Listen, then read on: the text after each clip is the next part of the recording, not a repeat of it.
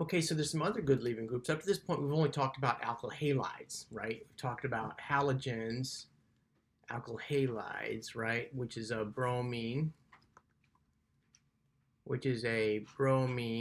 or a chlorine or an iodine, right? That's what we've talked about. I know fluorines are also halides, but this is the ones we've been talking about. So, but there's other leaving groups, okay, and other good leaving groups. So let's talk about alkyl sulfonates, right? So these are called sulfonates. Can you see how they're derivatives of sulfuric acid? That looks kind of like sulfuric acid. This also looks like sulfuric acid, right? Where you've got this toluene group on it. Here's got a methyl group on it. Here's a trifluoromethyl group on it, right?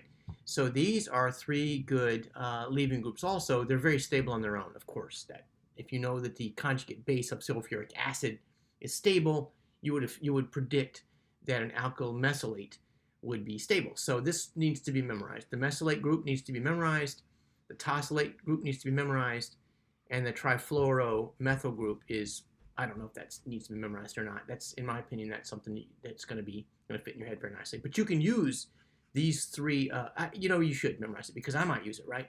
So if I've got something that looks like this, MS, then you know that's a leaving group, right? And you know it's this leaving group.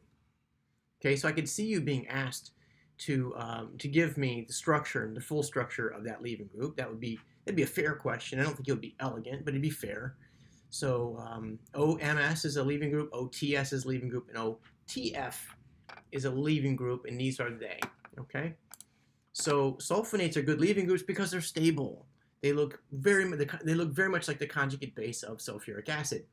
So this is resonant. There's resonance arrow, right? This is resonance stabilized. So this negative charge is really shared between all three of those oxygens, right?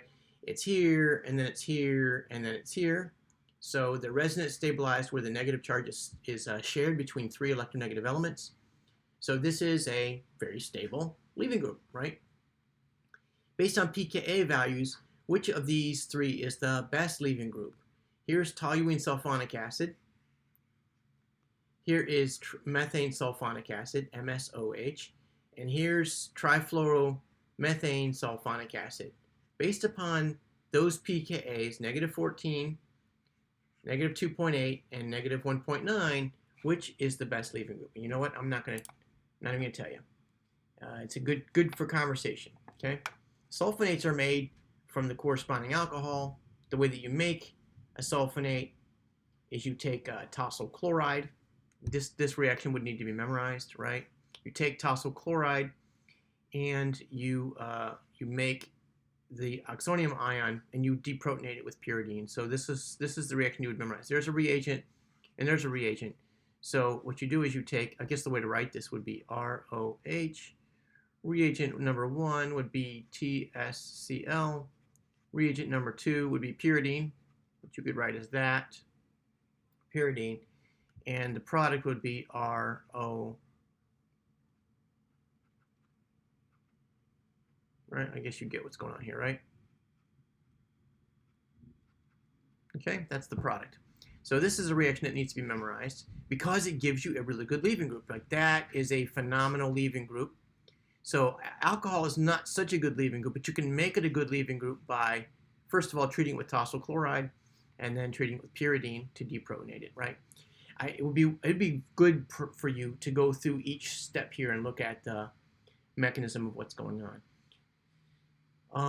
You could figure this out. You could figure this mechanism, even though it's not something you would have memorized up this point, but it is just like this is really an SN2 reaction, and this is a proton transfer. Proton transfer, okay? Be good for you to go through and work out that mechanism. Now, all we're doing is strapping a big TS group to the alcohol. It's really no change in the carbon atom itself. So this carbon atom is no change at all, right? So all we're doing is we're making a good, I've already said this, I know, but we're just making a good leaving group instead of a hydroxyl. So we don't have a good leaving group here, and we have a very good leaving group here. And that's what we've done with that sequence of reactions, okay? To envision the compounds that can be synthesized from alkyl tosylate, treat them the same as you would an alkyl halide. So all the reactions we have up to this point, they work if you have a tosylate, okay? You have primary tosylate, you've got a strong base here. It's just OH minus, right? And you're going to get the majority of your product, because it's primary, the majority of your product is going to be SN2. If it's secondary, the majority of your product is going to be E2. And with a strong nucleophile, strong base, a secondary substrate, we've already said that. It's going to give most E2 and with a little SN2, right? So what about alcohols? Alcohols can also be used in substitution and elimination reactions and used as starting materials to make alkyl halides and alkenes. So, for example, here you have an acid, right? A very strong acid, and this can act like a base, just like water can, right? So what happens is, if you get if you have a primary alcohol and a primary bromide, you can, and you want a primary bromide, what you can do is you can protonate that, and you make water, which is a fantastic leaving group, and then your bromide, which is a good nucleophile, comes in and kicks off the good leaving group, right? So this is another reaction. You should memorize this. It is two-step, as you can see, but you could memorize it simply as just that reaction. But if you want to know the mechanism, there it is below here, and of course you should be practicing those mechanisms all along. The mechanism for this kind of reaction is either going to be SN1 or SN2, and it depends on the substrate. So if it's primary, it's going to be SN2, of course. But if it's secondary, you could get SN2, but you'll also get SN1 reactions, right? Because you have such a good leaving group. Look how good that leaving group is. Wow, it's water, right? So strongly acidic conditions are called protic conditions because they've got those hydrogens bonded to electronegative elements, the oxygens, right? Which would favor SN1. But since primary carbocations are too unstable to form, primary carbocations go about via the SN2 mechanism. All right, alcohols will undergo E1 elimination also when reacted with sulfuric acid. You have a tertiary alcohol here, you see that, right? And if you treat this with concentrated sulfuric acid and heat, which I will oftentimes do as a little triangle here, okay?